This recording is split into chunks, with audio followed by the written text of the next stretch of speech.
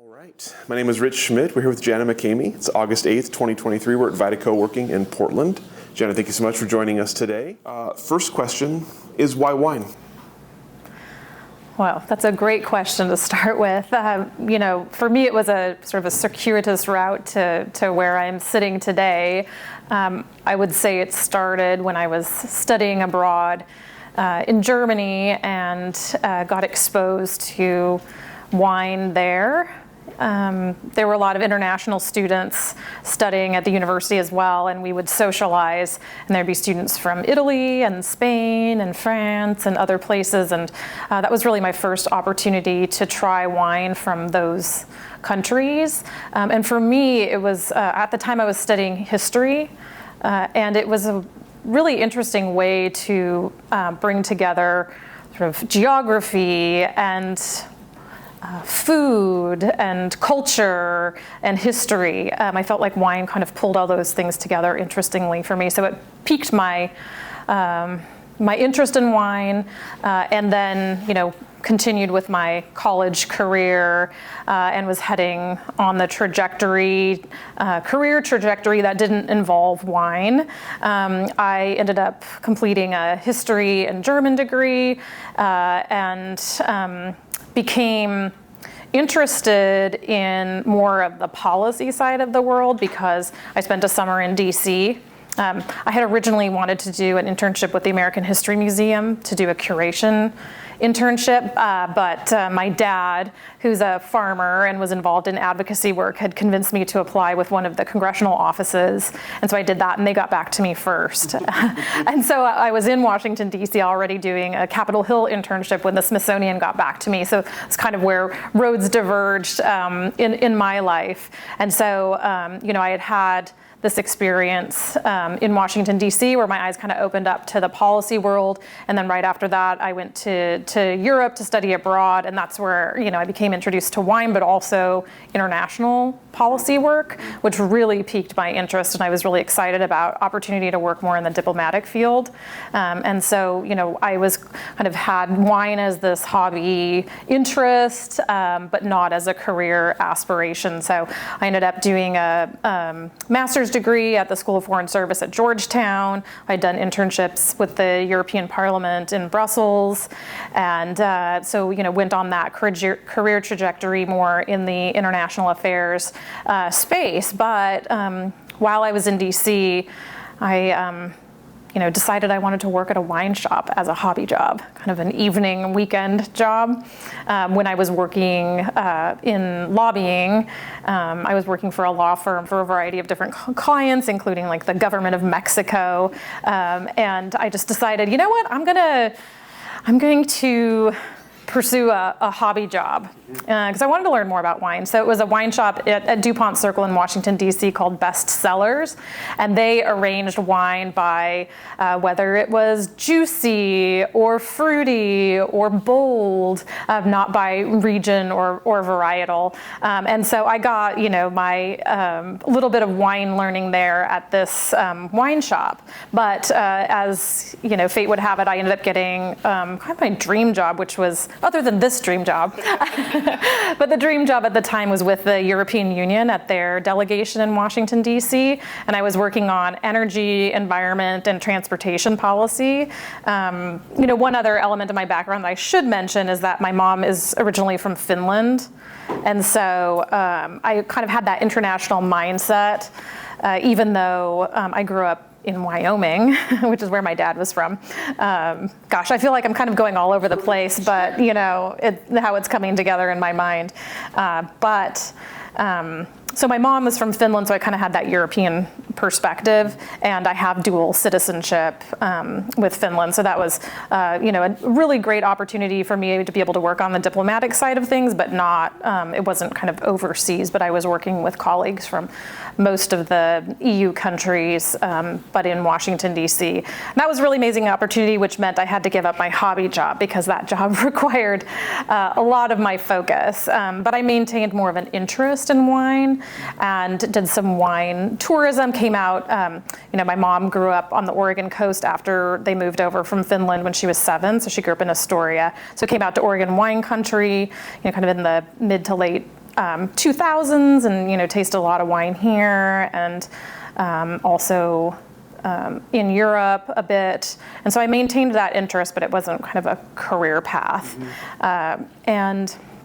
I spent almost 6 years working with the European Union, which is a really fantastic opportunity.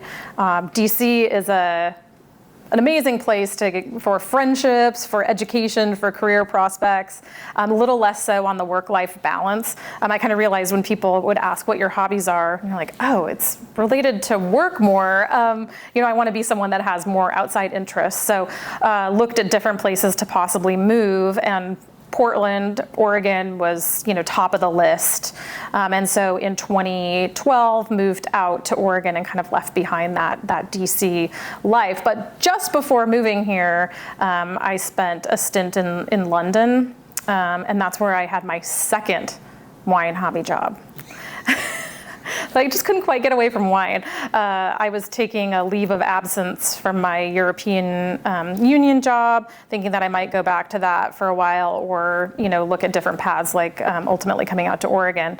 So I was like, I'm going to go to Europe for a little bit and just kind of see what comes up, maybe just travel or type wine into the search engine of a job site. And a job came up to be assistant manager of a wine bar and cellar at Bedales, which was at Borough Market. If folks have been to London, that's kind of the foodie market at the base of the London Bridge. And so it was a really fun opportunity to, sell wine and to meet a variety of consumers and learn a little bit more about the UK consumer. Just as a funny anecdote, I think my favorite customer was a English guy who came in on a date, and we would provide very nice glasses if someone bought a bottle that was above a certain price point. This person didn't buy a bottle above that price point, but really wanted those glasses to impress a date that he was with. And so we opened the bottle for him, and he decided he wanted to pour himself, and he poured the entire contents of the bottle between their two glasses, which was pretty funny. There were other, customers that were maybe a little more refined than that, but it was a great experience to kind of see how different people behave and can consume wine. Another fun anecdote from that job was we were close to what's called the City, which is the financial center for London, and so you'd get some high rollers that would come in and want to buy the most expensive bottle in the cellar.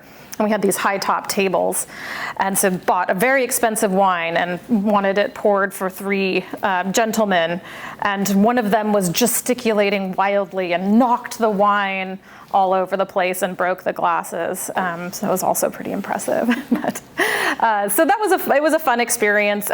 We served a lot of charcuterie and cheese plates and baguettes, and I never thought I would tire of those items, but I had to take about a year off after I left the wine bar before I wanted to see any of those items again.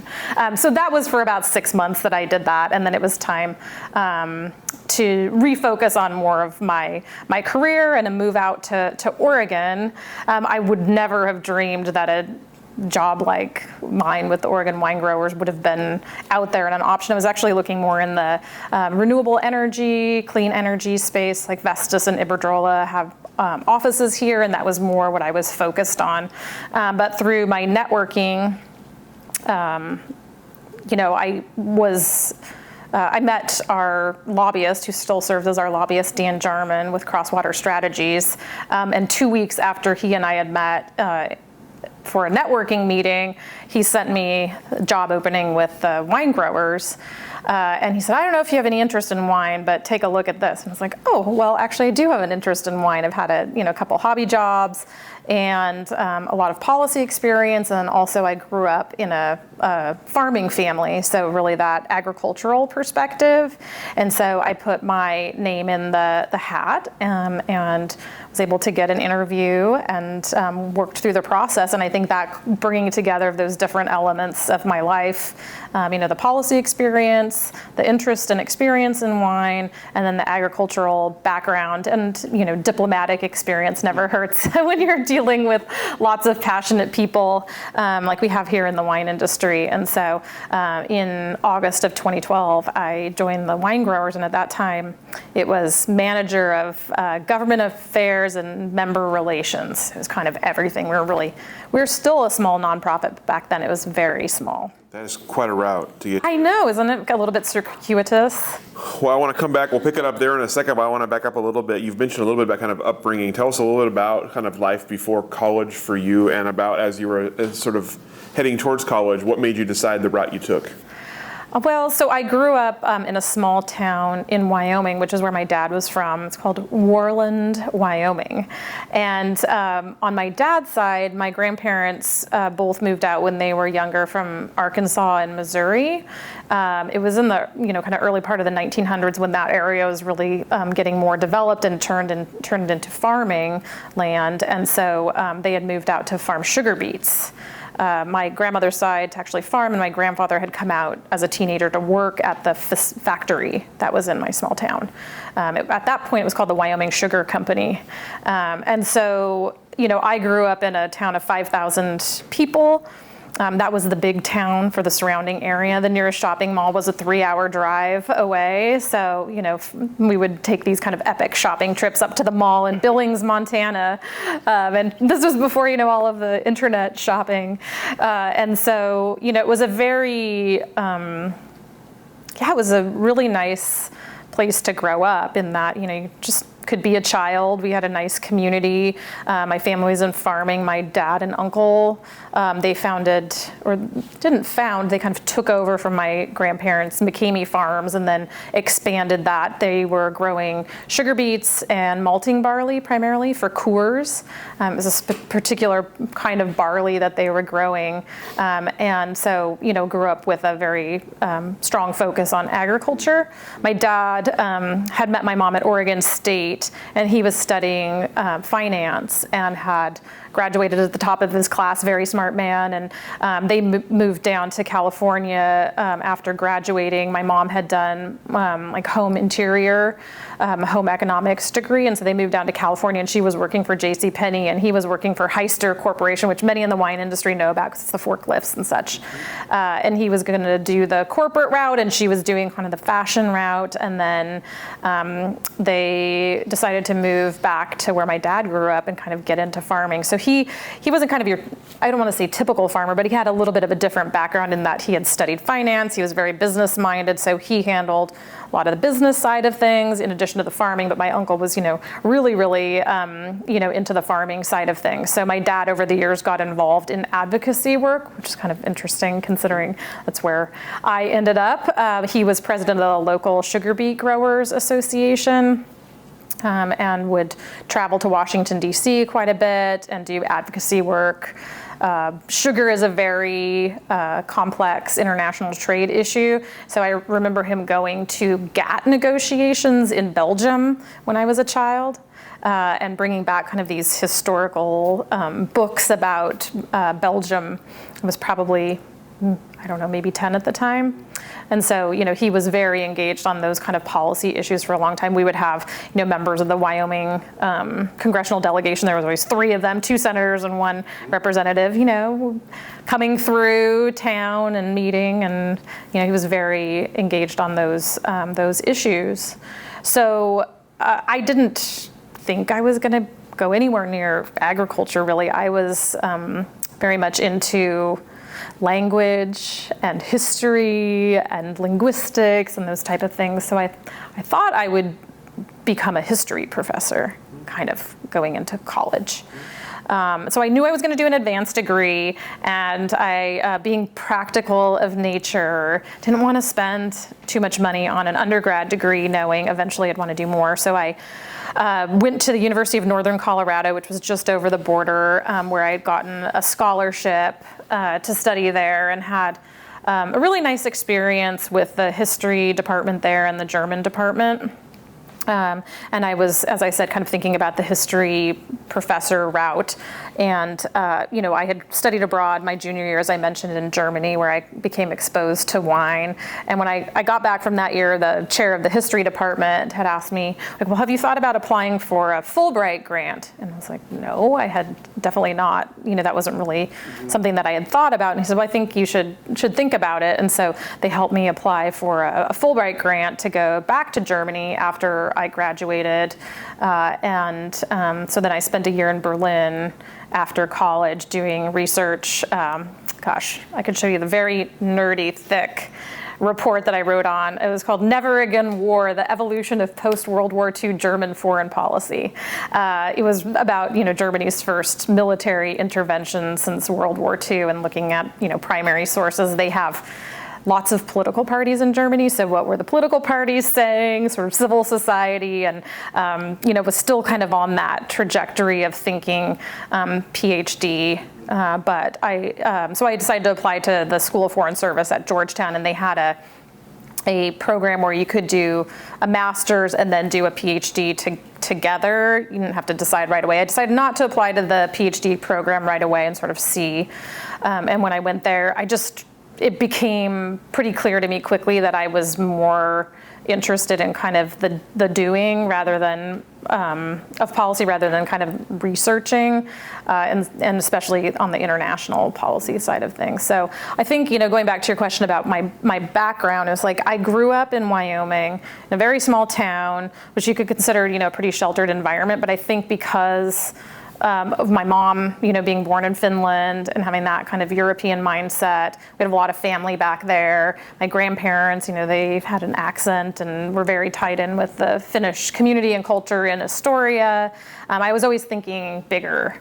And it wasn't as though, when I graduated from high school that I was, ready to just leave it all behind and never go back. But it was just like, okay, this has been a great launching point for the rest of my life. I don't think I'll be back to live there. And I don't intend to, but it was a nice place to grow up and a good experience. And my parents being open to the world and us traveling and having other experiences, I think really shaped who I became. So obviously you mentioned kind of a lot of things before the European Union as kind of the dream job. So tell us about how that came to be and sort of what your initial role was there through kind of how it evolved while in your time working with the European Union.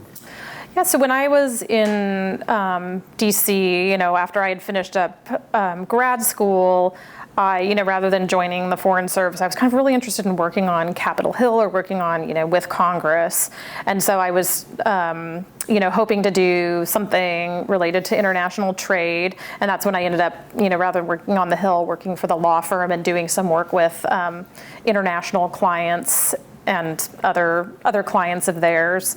And so I was doing a Capitol Hill training program, and I ended up sitting next to one of the diplomats from the European Commission, it's the part of the European Union called the European Commission. They then eventually became the European Union delegation, but he was a diplomat, and we got to talking and kind of connected, and then when an opportunity came up at the commission, made me aware of it and kind of encouraged me to apply for that, even though it was outside of the area of international trade, but helped me see that within those, it was energy, environment, and transportation, there were, strong kind of trade and international aspects to that. So one piece that I worked on there was called the Open Skies Agreement between the EU and the US, and so that was related to, basically aviation and agreement between the EU and the US.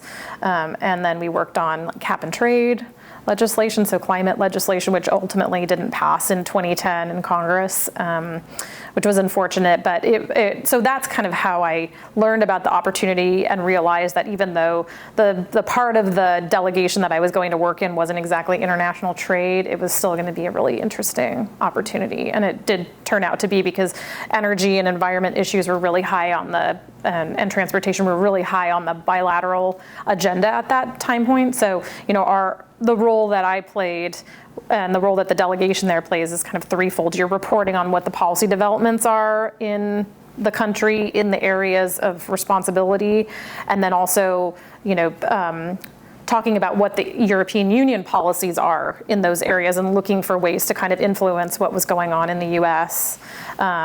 In those policy spaces, and then planning diplomatic visits. So we'd have, the equivalent of the U.S. Energy Secretary or the Environmental Protection Agency Administrator or Transportation Secretary come over, and we would plan their visits from, airport pickup to, what you're going to have for dinner at the dinner hosted at the ambassador's residence. And I would sometimes be in, rooms of maybe 20, 25 people with those, two secretaries at, late 20s, and oftentimes one of, just a small handful of females as well. So DC is a great place to be if you, as a young person, want to get a lot of experience and exposure at a young age. And it was, one of the best parts was being able to go to a lot of different embassies for events. That was really special and something that I still, hold in my mind. One of the apartments that I lived in when I was in DC was close to the French ambassador's residence, and so you'd be able to go there sometimes for events, over to the German embassy and others. The European Union, they rotate their presidency between different countries, so you'd kind of, one year it would be France, then it would be the UK, or it would be Finland, and you could go to all these different embassies, which was a lot of fun. And drink nice wine. Well, of course. Right? How did the work compare to what you expected? Like, what were your expectations going into a job like that versus what the actual reality was?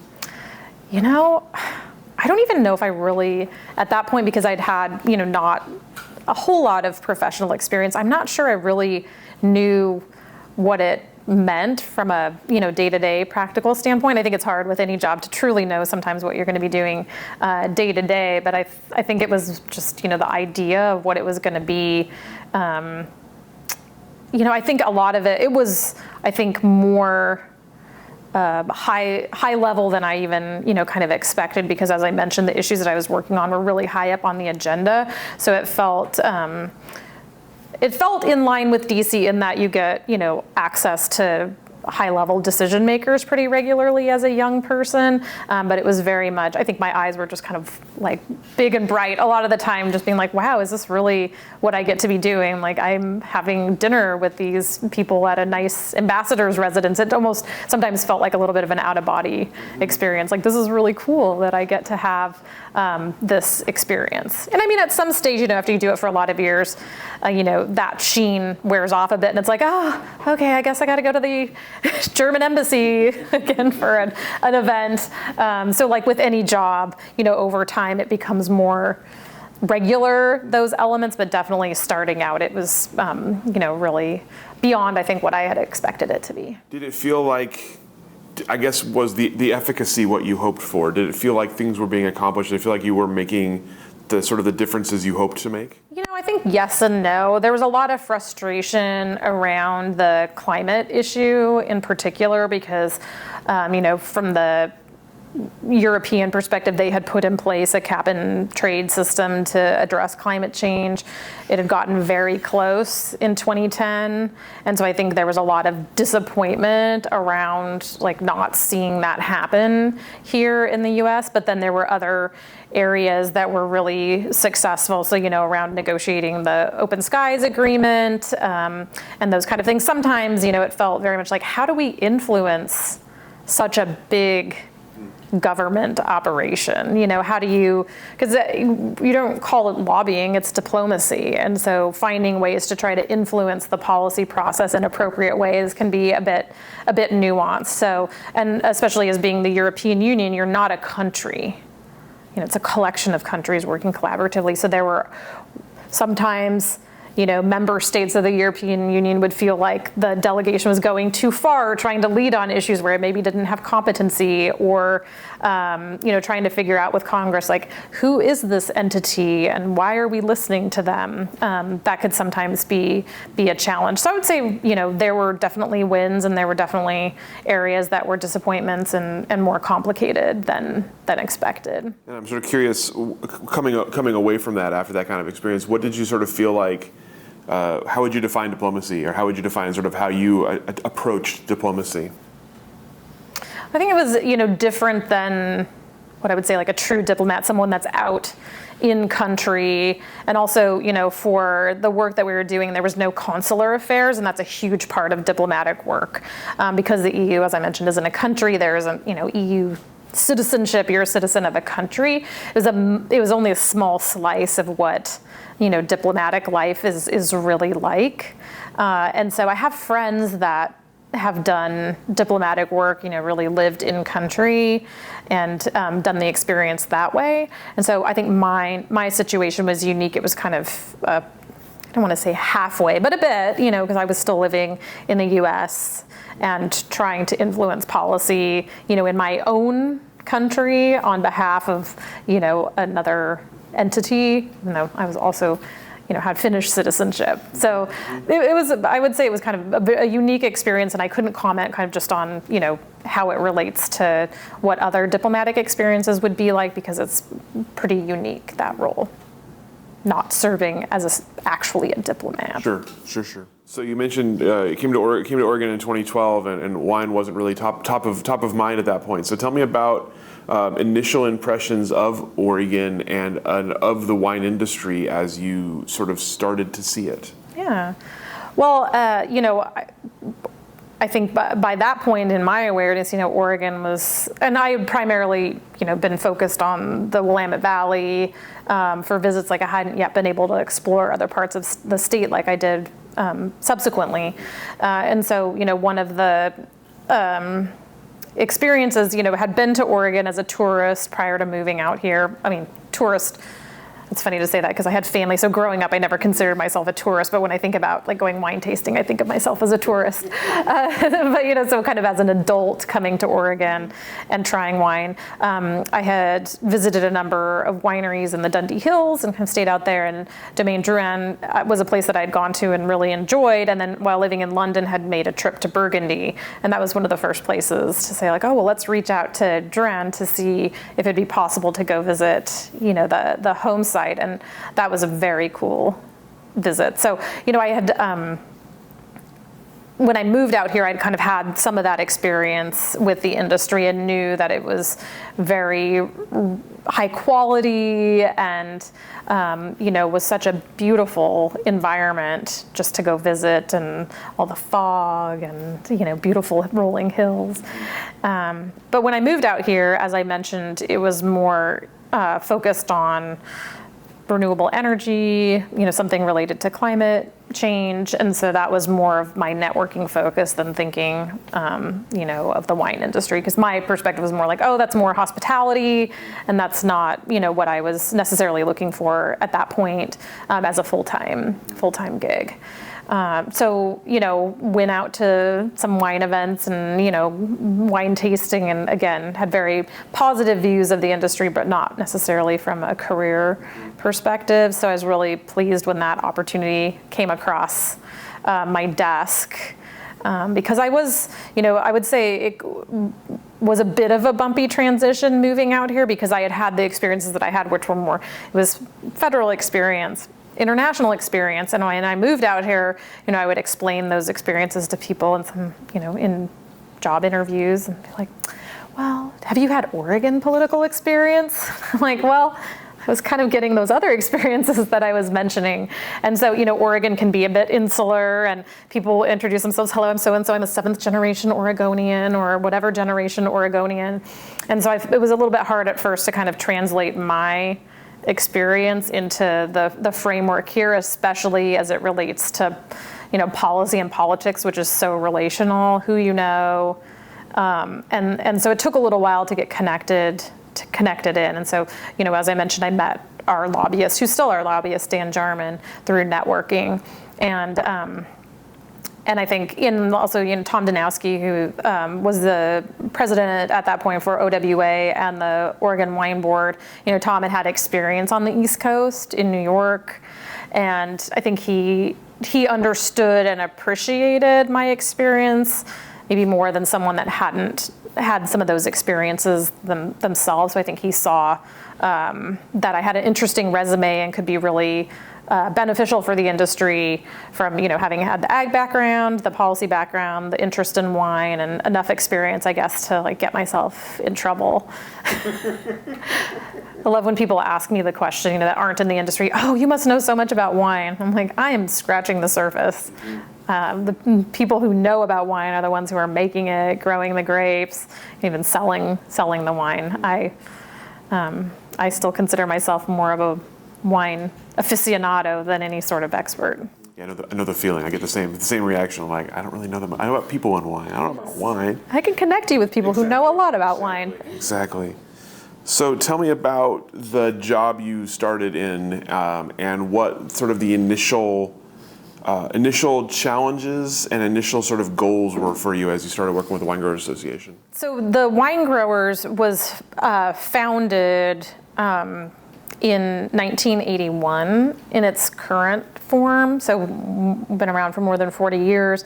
Before that, and you may have covered this in some of your interviews, but there were two groups, one in the Umpqua, the Oregon Winegrowers Association, and then one in the Willamette Valley called the Winegrowers Council of Oregon, and those formed in the 60s, late 60s, more as sharing technical information, social, etc. But in 1977, the Oregon legislature was looking at increasing the wine privilege tax. And so those groups decided they needed to start working together more on statewide policy issues. I think they'd been more engaged in some local land use issues over the years, and so then decided it was important to speak with one voice kind of as an industry, and so came together and worked on a merger to create one statewide entity. And I think in the early days, have you interviewed Bill Nelson? Bill has all of this history, but there was a map, and so OWA would, if you were a member of OWA, you could be on the map, but if you weren't, then if you weren't a member, then you weren't on the map. So that was one of the big reasons to join the organization, and so over time, finding ways to get people to pay their dues, was always a challenge in an organization where you don't have to be a member. So OWA had, from my understanding, kind of like part-time people working on projects. When the Oregon Wine Board was founded in 2003, it was like, well, the head of that would be for both organizations, and we would be in the same office to try to, manage costs and, have good collaboration between the organizations, and that model, worked for a long time. But so when I started in 2012, my role had been created just a year prior, and there was someone that had been hired, and then she ended up moving down to San Francisco and leaving the job. So it was very early in its creation of my role that I took over. And I think the biggest challenge starting out was just funding, making sure the organization could actually support a full-time staff person. And other costs. And so again, when I started out, it was doing both the government affairs side of things, although we had our lobbyist at the state level, and then we've worked with Davis Wright Tremaine, which is a law firm. Jess Lyon has been our general counsel for 20 plus years. So but to do kind of the membership piece and the government affairs coordination, so the running of our policy committees that talk about all the issues. So I would say kind of making sure that folks were paying their dues so we could actually support the work of the organization was front of mind at the start. And when I started, it was at the tail end of land use conversations within the industry, which was a multi-year process, and a lot of a few different bills that passed with sunset clauses as the industry tried to figure out what the right policy was around what activities and events would be allowed at wineries that were on farmland, because farmland here in Oregon is, you're meant to be farming, and there's certain uses that are allowed, and we were trying to help put some guardrails around, the number of events and activities while still allowing wineries the chance to promote their wines. And so I kind of came in at the tail end of that, and in the 2013 legislative session, we passed a bill that was the kind of comprehensive land use bill related to winery events and activities. And so those were the two things that were really occupying the attention kind of in this first year or two that I was with OWA. So tell me about how you got to know the industry. What were the sort of the strategies you took to start to understand the different players involved and the different sort of issues you were kind of walking into? Well, there was kind of the laundry list of here's the people that you should meet with when I started. These are, key players within the industry, of course, our board members. But it was really, kind of a lot of one-on-one conversations and then events, the bigger events that were happening within the industry, the Oregon Wine Symposium, which we co-host with the Oregon Wine Board, IPNC. I did Oregon Pinot Camp pretty early on. So really, and that's where, when I was saying earlier about blurring hobbies and work, I still managed to do that here in Oregon because a lot of this stuff was fun and still is fun, but it was especially fun in those early days where like, oh, I have to go out to wineries and like meet with people and learn about this really fun, amazing product. And honestly, if you're going to work in advocacy, working for something like Oregon Wine is a lot easier than working for something that's less popular and appealing. Yeah, the word wine opens a lot of doors. It does. Yeah, a lot of people are excited about it. So what did you see as the challenges facing the industry at that point? What were people telling you in those meetings that caused you to think this is something I'm going to have to work on or something we're going to have to work toward? I think it was really about finding the right balance when it came to policy issues. So the right balance within the industry and also with, external stakeholders, like realizing it's a very complex business, wine, especially on the policy side, because you're talking farming and all the land use things that come with that and pesticides and, coexisting with other ag groups and neighbors, and then you're manufacturing. And that comes along with making a wine and being a manufacturer, hospitality, selling alcohol, and things that come along with that. So there's a lot of complex issues and a lot of stakeholders involved. But I think even in those early days with the land use conversation, and we still see it today. It's, people in the southern part of the state may have different needs than folks in the Dundee Hills or right in, a very densely populated portion of the Willamette Valley, and how do we balance those various viewpoints and different business types and models. So to try to, here in Oregon with the OWA, we have one entity that has the growers and wineries. If you look at Washington or California, they have separate groups for growers and wineries. And so we're really trying to come to solutions and policies that can be broadly supported, and that can be challenging to try to find that right balance. So I think that was clear early on. There's, as I mentioned, a lot of passionate people in the industry, and people have their different ideas about how things should be done and how limited or how expansive things should be, and so it's a delicate balancing act. I think people want to be heard. And so I think we've tried, I wouldn't say always, with perfect success, but try to listen to people and hear various viewpoints and try to work, even if it's with different iterations of bills and policies to, come up with something that people can live with. It's kind of that art of compromise. But I do think the listening part and people feeling like they're being heard is really important. So how has your role kind of expanded and changed since you've been there? And tell me about sort of what it looks like now. Yeah. So, as I mentioned at the beginning, we were in the Albers Mill building, which is right by the Broadway Bridge. That's where some other ag groups are, like the Wheat Commission, the Wheat League. But we moved on from that space. I think it was even in 2013, but it's funny, that early year is still like bright in my mind. I can still, see us all in that space. And then we moved over to another space along the waterfront. And, there was it was great being in the same office with the Oregon Wine Board folks, because I could really pick up on a lot of things that were happening more on the marketing side of things or business trends. Tom Danowski's a really smart person, and he would have a lot of thoughts and ideas and information to share. And so I think my role, I started off in that kind of manager role and then just over time moved up. We were able to add a second position at OWA in 2014 with primarily with revenue that we generate, at the trade show and also from membership dues, really to be more of a service on the membership side of things and kind of the communications and events side. In the early years, it was a lot of, just trying to figure out how to get everything done, and who to collaborate with and to try to get some additional help. And it was really fantastic to be able to add a second person to feel like we had more of an OWA team. And we've stayed at that. We haven't grown beyond that.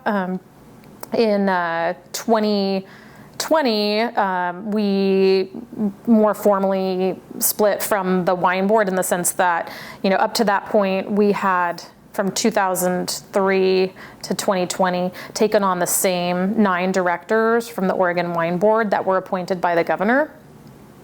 And that model was no longer working, in the sense that the industry had grown. It's a lot of responsibility to take on both of those boards and keep eyes on all of the issues that needed to be kept on. And so I think, and there were changes within the industry, more players, larger players. And so it was a time where we decided, that we should update our bylaws.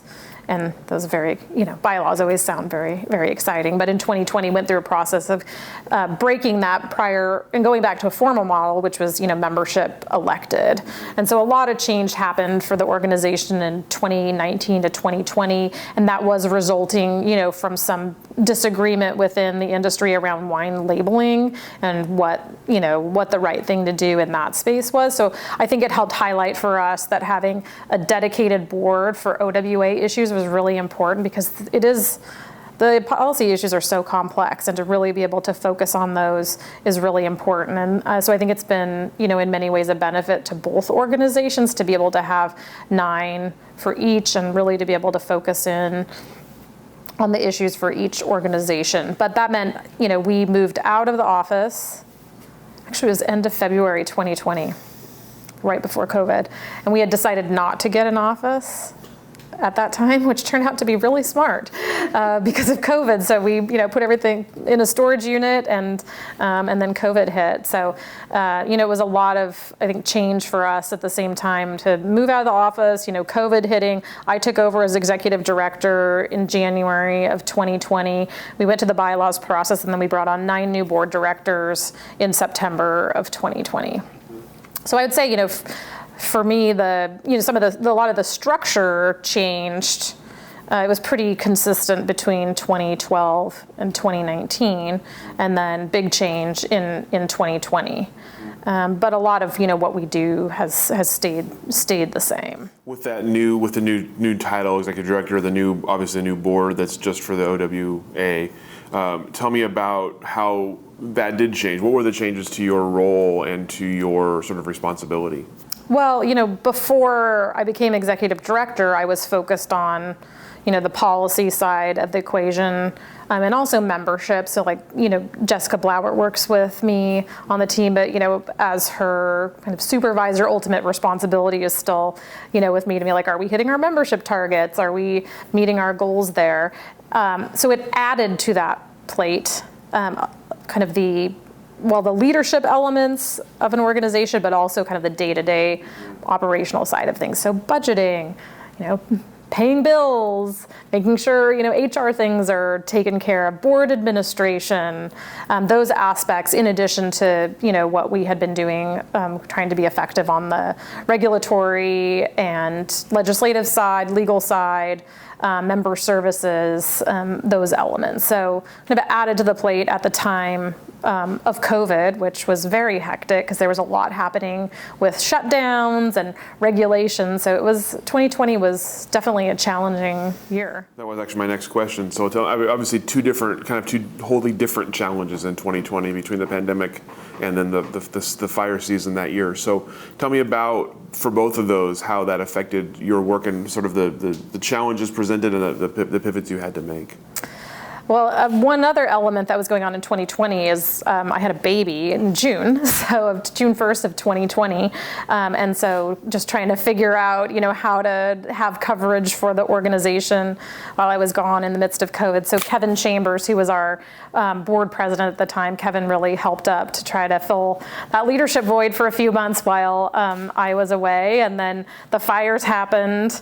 I was still out kind of when the fires happened, but came back right, in September, the end of September. So trying to help kind of navigate through all of that. So I would say, as for most people in 2020, it was just a series of kind of pivoting or like trying, I'd hate to say put this fire out, but, kind of just trying to plug the holes in the boat so it doesn't, doesn't sink. I think it was a really, there was a lot of collaboration happening between organizations within the industry and other, stakeholder groups, a lot of information sharing.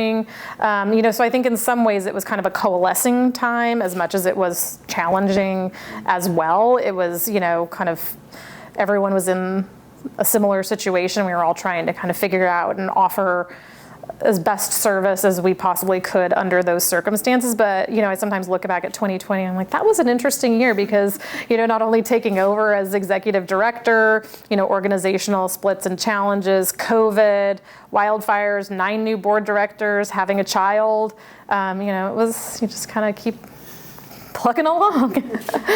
I'm proud of where we've gotten as an organization. I think our board, they're just finishing their first term, altogether 9 of them, and we'll have 8 of the 9 returning for a second term. Having that strong leadership, and also with myself and Jessica Blauert having been with OWA for so long, I think it allowed us to remain very relevant and viable and successful in terms of continuing to serve the industry and deliver results, because there were a lot of challenges coming our way at the same time, and we have a really strong foundation right now. So I'm proud of that we were able to kind of get through a lot of these challenges. And there's still challenges out there. There are always going to be. But I think, as an organization, as an entity, we're in a strong place. So looking back on the challenges that you saw as you came into the organization, what has changed and what do you see now as the sort of your biggest role or the biggest things you have to pay attention to?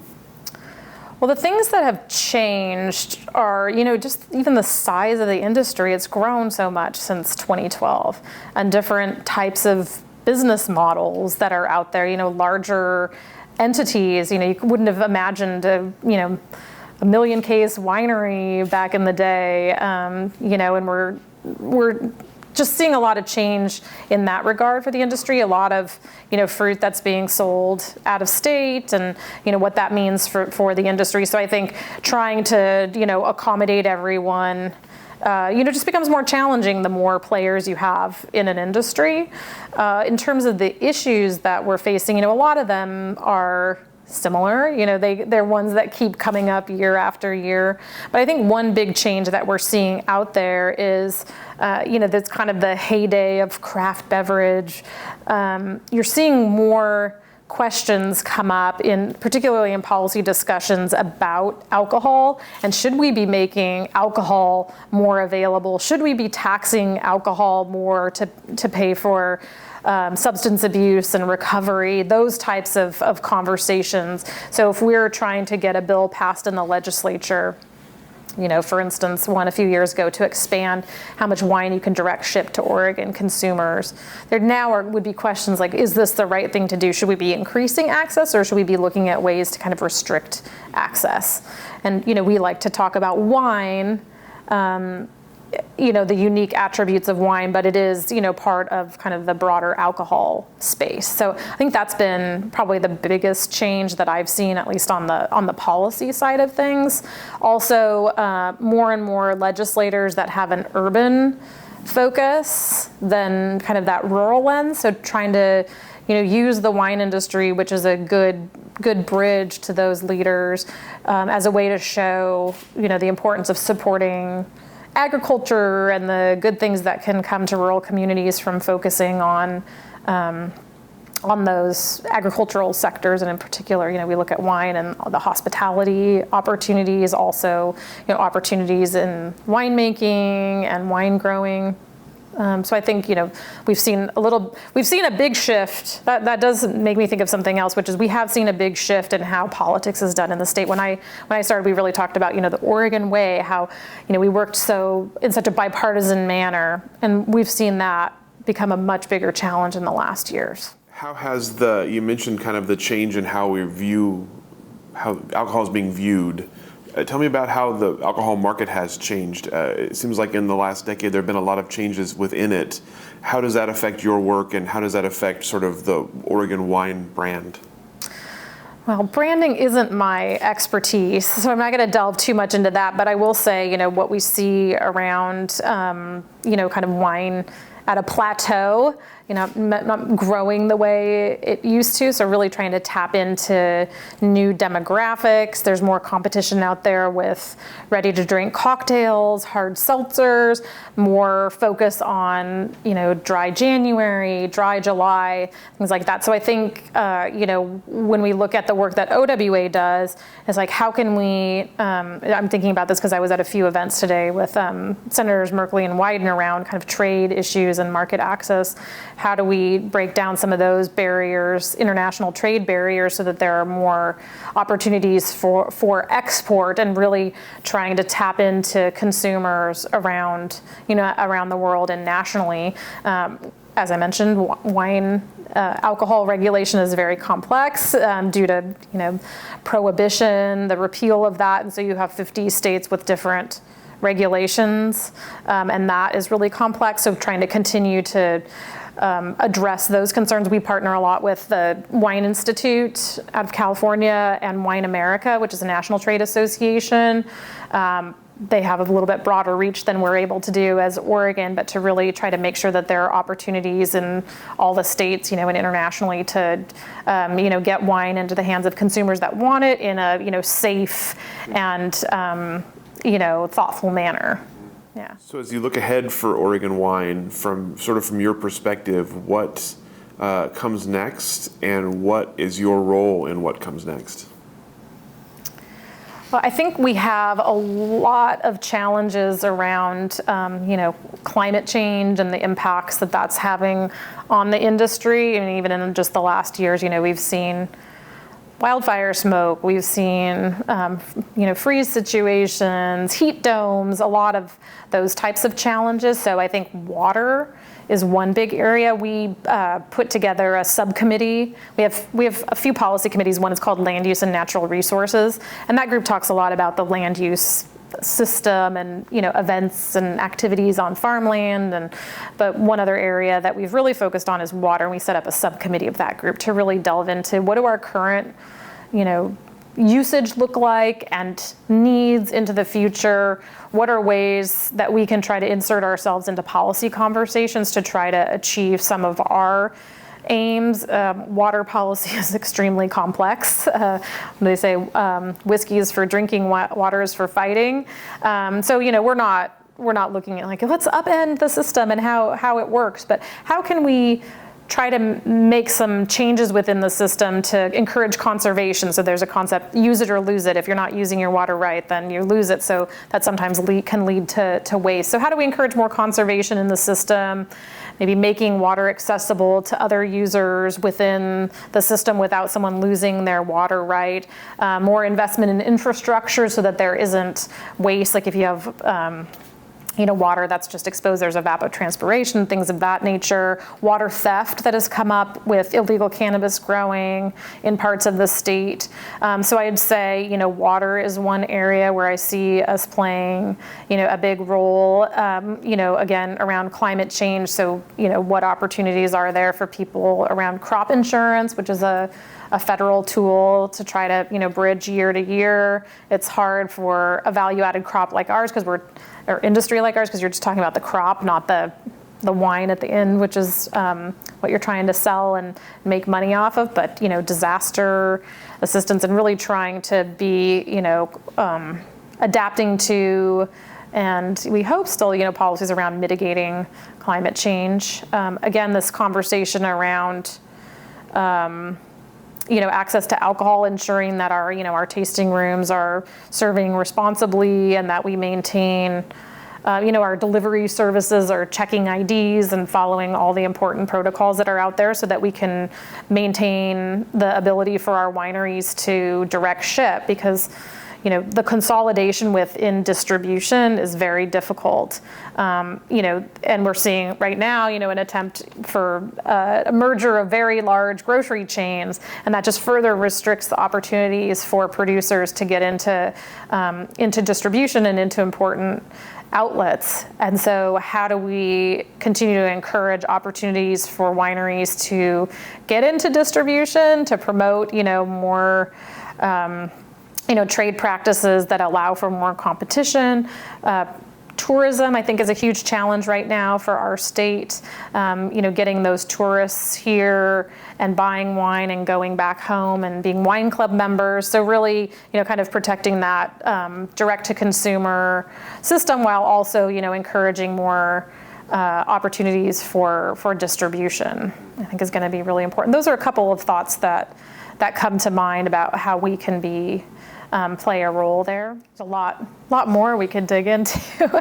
I'd say as an organization, as you figure out where we can have maximum impact, it's hard to engage on every single issue, but really we see our unique roles. Like, what is the wine industry's position on this particular topic, and how can we, have that addressed through policy? We see ourselves as a service organization. We're here, to help our members, to help the industry, to try to be responsive.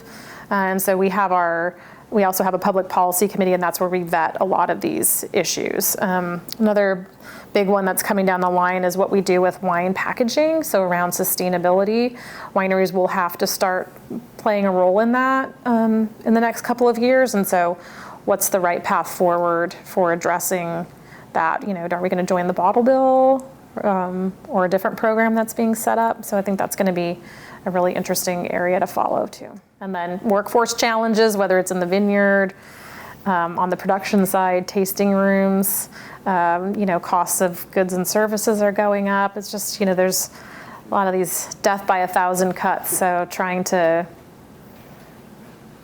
where we can raise those issues with policymakers and let them know, the more programs you put in place that have costs, the more regulatory requirements, all those things can add up, and to be mindful. I think our industry wants to be and is thoughtful and wants to be very responsible, treat our workers well, treat the environment well, be part of the community. But there's also sometimes a cost that come to things, and so just trying to figure out the right balance and reflect that in the policies that we support or don't support. You mentioned early on how important it was for Oregon wine to have kind of like a singular voice and to be heard. I'm curious how in your experience and how you feel, how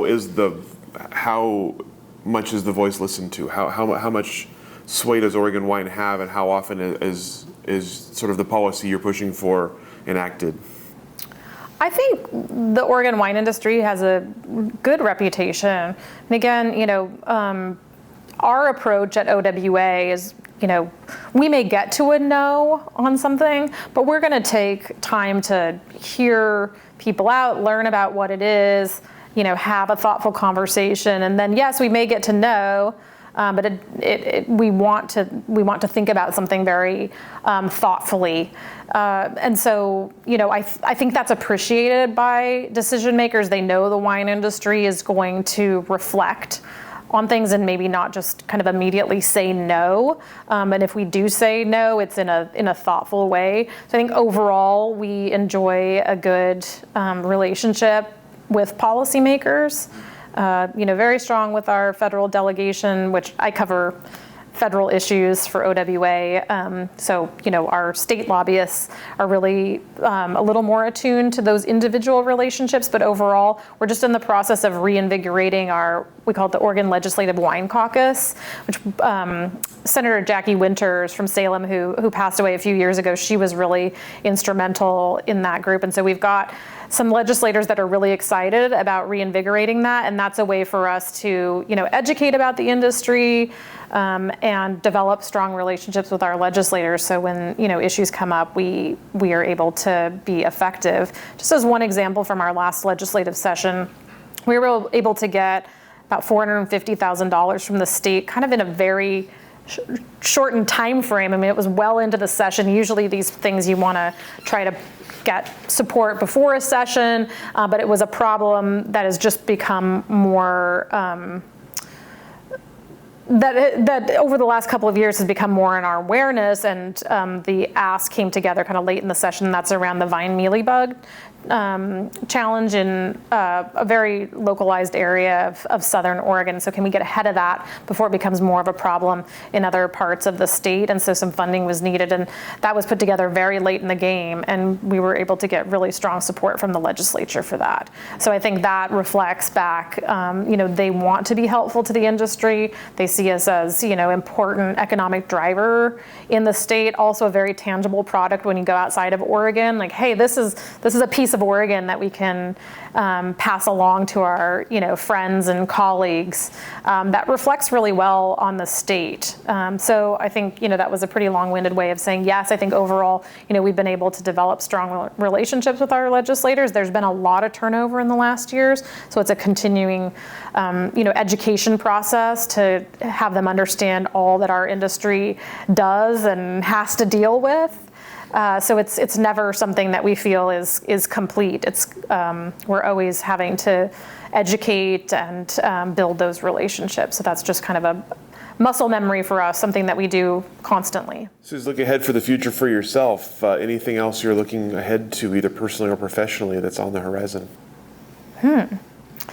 Well, that's a good question. I've been with OWA a long time. I think it's 11 years now. And I would say this industry, it's just kind of endlessly fascinating. I mean, there's so much to learn. I feel like even now, after all these years, I've kind of scratched the surface on, understanding the industry and all the, exciting things that are going on.